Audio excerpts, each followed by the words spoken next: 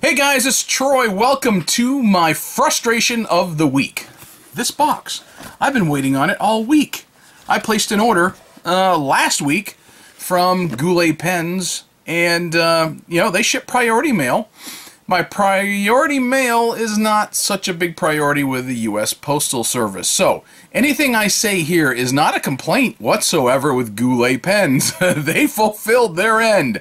My problem is with the US Postal Service. So, let's see. Today is Friday. Last Saturday, my order had already arrived and was sitting in a post office in Raleigh, North Carolina. I live about 35 miles east of Raleigh. So on Monday, I was expecting to have this box in my hands at my house. Nope. It just sat there and showed en route to next destination. Okay. Monday, no delivery. Tuesday, no delivery. Stopped by the post office with my tracking number in hand, and all I got was, well, it's still sitting there in Raleigh, and there's really nothing that we can do. You just have to wait. So I said, you got to be kidding me. So I got to wait for some employee to get off their butt, do their job, put this box on a truck to send it to me. In the meanwhile, it's just going to sit there, and we don't really even know if it's really there, right? Well, yeah, that's about it. All right, fine. So the next day, nothing. The next day, still sitting there saying in transit. And even as of this morning, because yesterday afternoon it finally changed where it said it is en route to the next destination, has departed the mail facility in Raleigh, and as of just within the last hour, tracking showed that it's still en route to the next destination. My mailman just came. I'm talking 5 minutes ago. So we got a box. And here it is from Rachel Goulet. By the way, if you ever get a chance to meet Rachel, you've probably seen her online. Rachel's a real sweetheart. She really is. And Brian is a blessed individual. And coming to me here in North Carolina. So, let's open it up, and I'll show you what I got. Something actually I've been wanting to get for a little while since I heard about a corporate takeover of a particular brand. So, I am a fan of vintage pens, and when a brand gets rejuvenated, I get excited. And when it gets rejuvenated and they suck, I tend to get frustrated. When that brand gets purchased by another company, however, and it's a reputable company, then I get excited again. So, as always, let's see. Orange, good. My favorite flavor of Tootsie Pop. Yay me. Bubble wrap.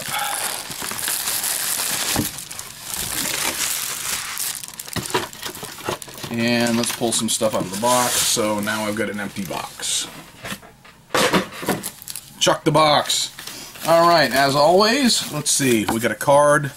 And, oh look. Written by Drew. Thanks, Drew. I've got a converter. It's a Lamy converter. That should tell you about something that I possibly had purchased. So, yay. So let's take that off so I don't lose the converter.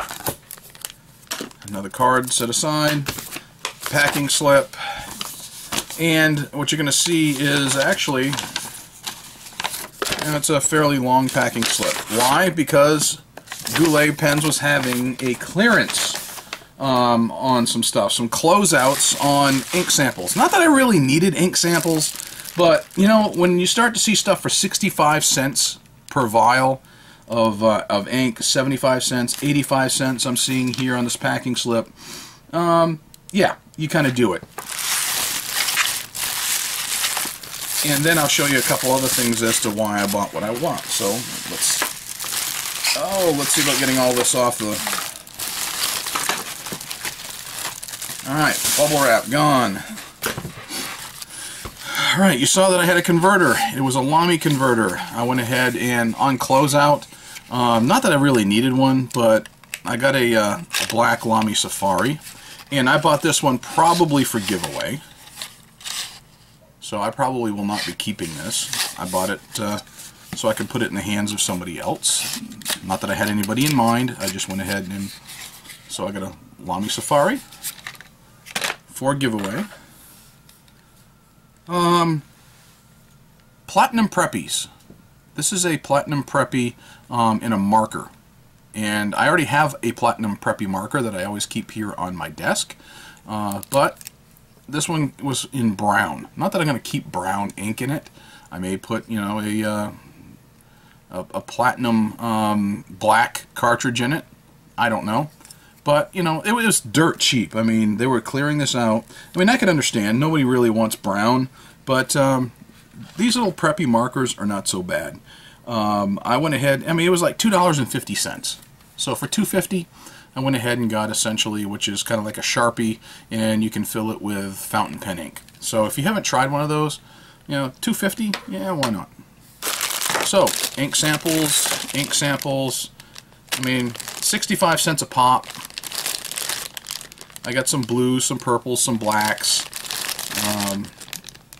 Montegrappa, Diatramentis inks, Diamine, I think of the most of the brands, a few Robert Osters thrown in there. So, good. Some more ink samples to add to my collection. They were still clearing out Nemosine Singularities. I had purchased some of these before, and these were like down to $10. From what I understand, they are trying to get rid of all the existing stock because they're going to revamp these particular pens, and they are going to be sending them out just in slightly different. But I went ahead and ordered this because I think it was down to like $7, $7.50 or so. So I figured for $7.50, down from when I ordered them previously at $9.99.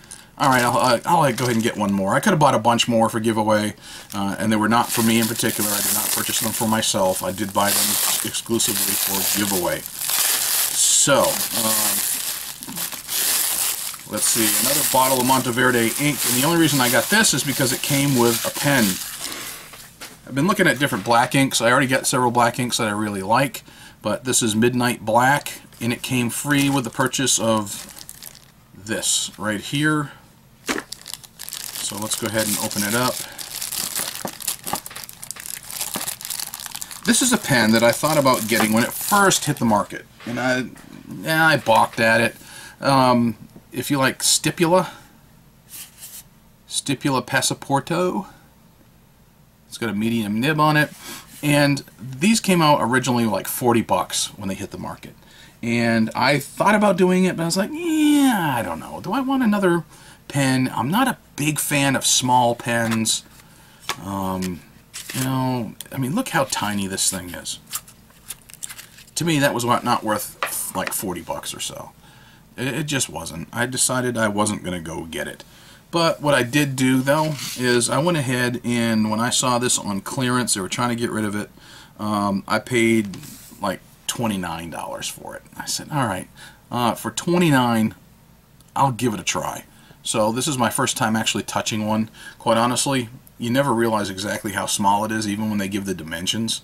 But you know, see how dinky it is? I don't like pocket pens in general. I do like demonstrator pens, and they had this one in all black.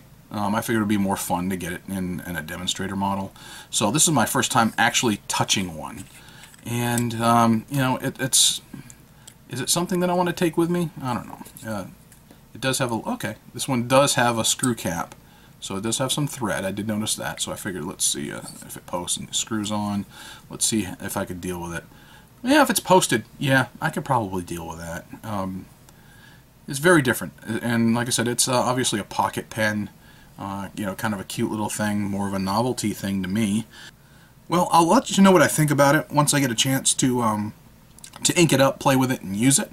I'll probably do a review on this particular pen, but it gives you an idea what they look like if you were interested in checking them out. So the Stipula Passaporto. And when I was talking earlier about a brand, a pen that I was actually looking forward to, and this is not the model or the color that I was going to shoot for, but I went ahead and settled for that right now just because that's what I felt like buying at the time.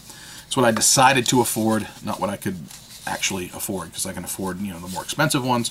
But I went ahead and got this. I was alluding to